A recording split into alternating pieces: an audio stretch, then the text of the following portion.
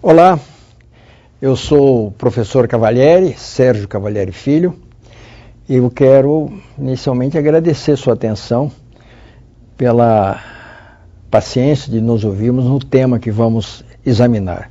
Para mim é um tema muito importante, muito caro e muito atual. Quero falar com vocês hoje sobre o tema os 21 anos do Código do Consumidor. Por que 21 anos? O Código do Consumidor foi promulgado no dia 11 de setembro de 1990. Portanto, completou 21 anos em setembro do ano passado. 11 de setembro é uma data fatídica lá nos Estados Unidos, né? Vocês se recordam que houve um atentado terrorista nas Torres Gêmeas. É uma data fatídica. No Brasil, entretanto, vamos ter isso em mente, é uma data que merece festejo. É uma data de grande relevância, porque foi, repito, quando foi editado a lei que eu também considero mais relevante, mais importante do século passado, o Código do Consumidor. E vocês vão observar por que eu considero essa lei assim tão relevante e tão importante. Esse tema, os 21 anos do Código do Consumidor, merece essa indagação. O que aconteceu nesses 21 anos? De 11 de setembro de 90 para cá. Que resistência esse código enfrentou? Que efeitos ele produziu? Em outras palavras, em últimas palavras, qual o balanço, né, que nós podemos fazer da sua existência? Eu quero examinar esse tema com vocês em 3 momentos. Podemos dividir o exame desse tema em 3 momentos. Primeiro momento, antes da sua vigência. O que era o consumidor antes da vigência do Código do Consumidor. Em segundo lugar, depois da sua vigência, aí até a vigência do Código Civil de 2002. E no terceiro momento, qual tem sido a coexistência entre o Código Consumidor e o Código Civil, isto é, a partir de 2002. Inicialmente, vamos tratar da situação do consumidor antes da vigência do CDC. Se você é jovem, não acompanhou isso. Eu posso dizer que vi o antes, durante e o depois. E vi antes bem de perto, porque como magistrado, desde 1972, muito antes do Código, eu acompanhei essa realidade com relação ao consumidor antes da vigência do Código. Qual era a situação nas relações de consumo antes do Código do Consumidor? Meus amigos, numa palavra, eu posso dizer isso. O consumidor não tinha vez. O consumidor não tinha direito. O consumidor era uma espécie de número, né, nas relações de consumo. Um número. Os bancos diziam, eu tenho tantos milhões de correntistas. Os transportadores, eu tenho tantos milhões de transportados. E assim por diante. Era um número.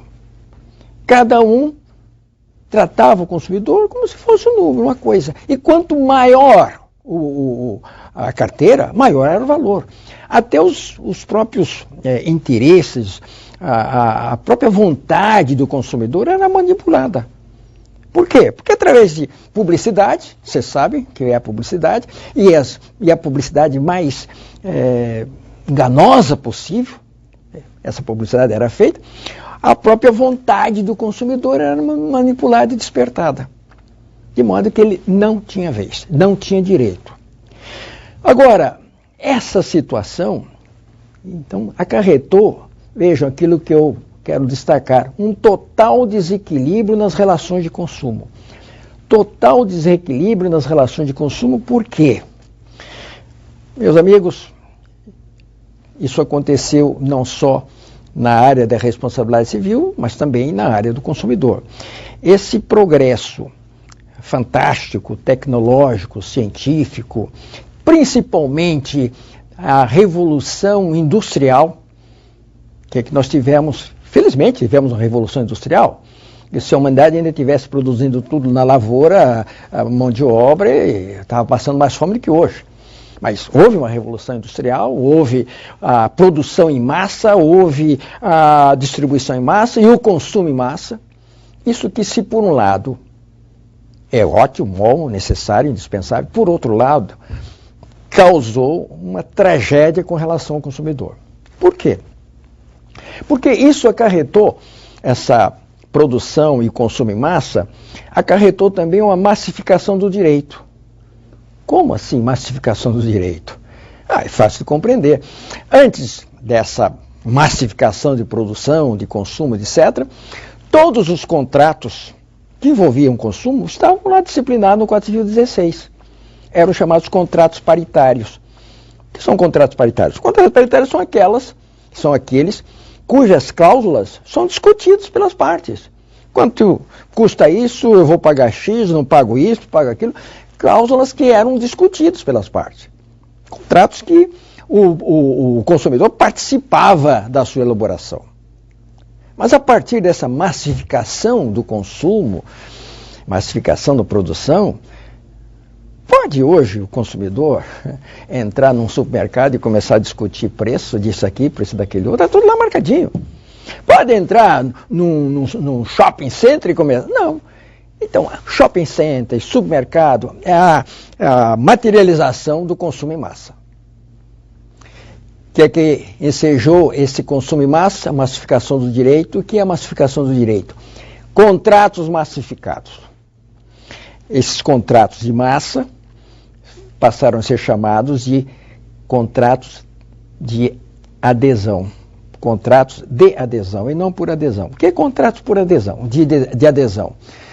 Contrato de adesão é aquele em que o fornecedor estabelece unilateralmente, ele estabelece as cláusulas e condições gerais do contrato. Eu vendo isso, o preço é isso, e se quiser, compre.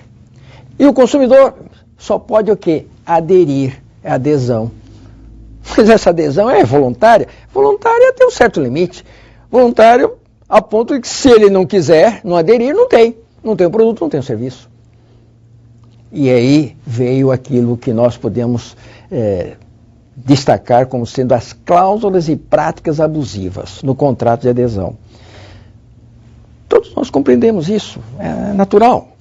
Se eu tenho esse poder de pré-estabelecer unilateralmente, de acordo com a minha vontade, o que eu vou vender, por quanto eu vou vender, ou para quem eu vou vender, as condições gerais, eu vou estabelecer alguma condição que me é desfavorável?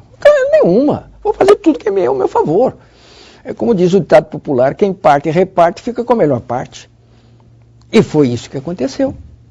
Nesse período, né, que eu estou relatando, aí a partir principalmente da segunda metade, um pouco antes da segunda metade do século passado, a partir dessa Revolução Industrial, proliferou os contratos de adesão e proliferaram as cláusulas abusivas. O fornecedor estabelecendo no contrato aquilo que ele bem entendia. E o consumidor não tinha outra coisa a não ser aceitar aquilo. Gerou aquilo que hoje é a pedra de toque do direito consumidor, a vulnerabilidade. É um conceito jurídico relativamente indeterminado, mas de grande sentido. Vulnerabilidade é sinônimo, ou quer dizer, não é um sinônimo exato, de inferioridade, de desigualdade, de fraqueza, de estar numa situação de desvantagem. Essa é a situação do consumidor. Total desvantagem com relação ao fornecedor. Cláusulas abusivas nos contratos de adesão. E além disso, surgiu também aquilo que eu chamo de problemática do acidente de consumo. Eu enfatizo sempre que até o Código do Consumidor, a responsabilidade do fornecedor, tanto de produto como de serviço, era subjetiva, era baseada na culpa. Aquela cláusula do artigo 159 do Código Civil 16. O fornecedor causava dano de pequena e grande monta a milhões de consumidores e ficava tudo por isso mesmo. E por que ficava por isso mesmo? Porque o consumidor não tinha condições de provar que o fornecedor lhe causou dano. Dou apenas um exemplo, né? Real, concreto. Tive a oportunidade de decidir esse caso, felizmente já vi o Código Consumidor. Uma senhora, de manhã cedo, foi abrir uma garrafa de 1 litro de um refrigerante qualquer, de uma marca conhecida ainda, para dar para suas 2 filhinhas que iam para a escola. Pois a tampa da garrafa explodiu com tal violência que a deixou cega de um olho. Pode isso. Uma senhora, dentro de sua casa, à frente de suas crianças, recebe uma agressão física que a deixa cega de um olho e ela não sabe quem agrediu. Quem agrediu aquela senhora? Pelo direito tradicional, se ela fosse pedir uma indenização, digamos, ao vendedor da garrafa, fosse lá no mercado, onde ela comprasse, o cara ia dizer, o vendedor ia dizer, minha senhora, eu não tenho culpa. Eu vendi para a senhora esse produto como eu recebi, fechado, lacrado, e embalado. Eu não sei o que tem aí dentro. Não sabia que aí tinha uma bomba relógio aí dentro? Não tem culpa mesmo, então eu vou pedir para o fabricante. Se ela fosse pedir indenização para o fabricante dizer, minha senhora, não conheço a senhora, não tenho nenhuma relação com a senhora, não lhe vendi nada. Para eu responder, tinha que haver uma relação, eu não posso responder. Então, ela ia ter que pedir indenização, sabe para quem? Para a garrafa. Você, garrafa, me agrediu, então... Era um absurdo. Essas, né, e outros problemas. Dano verdadeiramente alastrado em número indeterminado. Isso ocorreu exatamente em razão do defeito do produto. O único defeito do produto, fabricado em massa, fabricado assim em grande quantidade, o único defeito passou a causar dano a um número indeterminado de pessoas. Não era mais a uma ou outra, não, a um número indeterminado. Eu lembro a questão da talidomida com Tergan. É um analgésico que foi muito utilizado, principalmente na Europa, na década de 60, já estamos em 60, por gestante. Ela era, não sei se era bom ou ruim para enjoo, né? Pois bem, senhores, em razão de um defeito de concepção desse produto, milhares de crianças nasceram com defeitos físicos, sem mão, sem braço, etc. Ainda hoje nós temos vítimas da talidomida. E agora, quem responde por isso? Pelo direito tradicional, só que tivesse culpa. Então, esta é a problemática que ocorreu antes do Código Consumidor. O consumidor não tinha vez, o consumidor não tinha direito, o consumidor era um número, até suas necessidades eram ardilosamente engendradas. Bom, então foi por isso que tornou-se necessário a elaboração, a criação de um novo direito. O direito tradicional, que estava lá no Código Civil 16, não atendia essa realidade. Foi preciso criar um novo direito. Por isso que o direito do consumidor é um direito novo, que tem apenas 21 anos. Houve, evidentemente, vários movimentos pró-consumidores durante o século XX, a partir principalmente da primeira metade, mas eram movimentos, assim, esporádicos. Eu não tenho dúvida em indicar como sendo o grande marco o grande marco da origem do direito do consumidor, a mensagem do presidente Kennedy, de 15 de março de 1962. Guardem essa data, 15 de março. É o Dia Mundial, Universal do Consumidor. E por que 15 de março é o Dia Universal ou Mundial do Consumidor? Porque nesse dia, o presidente Kennedy enviou ao Congresso americano uma mensagem de lei em defesa do consumidor, marco inicial. Para aqueles que não se lembram, ou já não estavam, né, não existiu até então, o presidente Kennedy foi um grande presidente dos Estados Unidos, e eu diria que foi o Obama da época. Ele foi até mais popular, mais realizador do que o Obama. Infelizmente, foi assassinado em plena praça pública, né, quando estava pleiteando a sua reeleição. Mas o que dizia o presidente Kennedy nessa mensagem? Vejam que essa mensagem ainda é atual. Uma mensagem de quantos anos atrás? 60, 40, mais de 50 anos atrás e ainda absolutamente atual. Consumidores, por definição, somos todos nós. Esse é um conceito importantíssimo. Todos somos consumidores. Os consumidores são o maior grupo econômico da economia, afetando e sendo afetado por quase todas as decisões econômicas, públicas e privadas, mas são um único grupo importante da economia, não eficazmente organizado e cujos posicionamentos nunca são ouvidos. O que disse o presidente Kennedy? Todos somos consumidores. Consumidor é o grupo econômico mais importante, mas não tem vez, não é ouvido. E parece que ele disse isso ontem. Todos nós estamos acompanhando a crise mundial econômica, né, que explodiu em 2008 e continua. Aí levou à bancarrota grandes bancos e alguns países até estão lá se esperneando para escapar da crise. Onde começou a crise? Você não se lembra, não? Nos Estados Unidos. E aonde? Consumidores. Entulharam nos consumidores crédito imobiliário com valores não adequados. Num determinado momento eles não mais conseguiram pagar e isso criou uma bolha e explodiu. Consumidores somos todos nós. E quando esse grupo não é devidamente atendido, acontece que toda a economia fica prejudicada. E foi então que o presidente Kennedy, olha aí, nessa mensagem, reconheceu ao consumidor determinados direitos. O direito à saúde, o direito à segurança, o direito à informação, o direito à escolha e o direito de ser ouvido. Antes o consumidor não tinha direito de escolher nada, contrato de adesão, ou aceito ou não. Direito à escolha e o direito de ser ouvido, de ser informado. Bom, no Brasil, quando é que surgiu o Código do Consumidor? Eu quero hoje assinalar alguns pontos relevantíssimos com relação a esse novo direito, que é o direito do consumidor. No Brasil, também aqui nós tivemos vários movimentos pró-consumidores, mas no Brasil, o marco do direito do consumidor é a Constituição de 88. Olha aí, a Constituição de 88 diz o quê?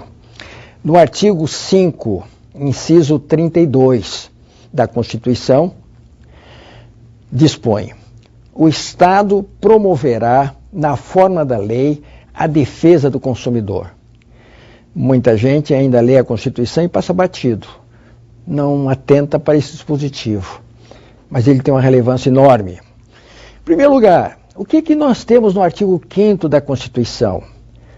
Nós temos os direitos e garantias fundamentais, não é isso? Por isso, tudo aquilo que está no artigo 5º é considerado cláusula pétrea. O que é cláusula pétrea? Aquilo que não pode ser mexido, alterado, não pode ser modificado. Por quê? Porque contém ali os direitos e garantias fundamentais, os mais relevantes do cidadão, da pessoa em geral. São aqueles princípios que consagram, em última instância, o princípio maior da dignidade da pessoa humana. Pois entre as cláusulas gerais, cláusulas pétreas do artigo 5º, a Constituição inseriu o Estado promoverá, na forma da lei, a defesa do consumidor. Uma obrigação destinada a quem? Ao Estado, Estado-União, Estado-Estado, Estado-Município, e uma obrigação de fazer o quê? De promover a defesa. Tem gente que reclama, o Código do Consumidor, Código de Defesa do Consumidor, é por determinação constitucional. A Constituição que mandou fazer uma lei de defesa do consumidor. O Estado promoverá, na forma da lei, a defesa do consumidor. Por que defesa do consumidor? Porque o consumidor estava vulnerável. Vulnerabilidade é a pedra de toque de todo o direito do consumidor. Só existe um direito do consumidor porque o consumidor é vulnerável. E quem determinou a elaboração de uma lei em defesa do consumidor foi exatamente a Constituição. Por isso não há dúvida que o Código do Consumidor tem origem constitucional. Origem constitucional.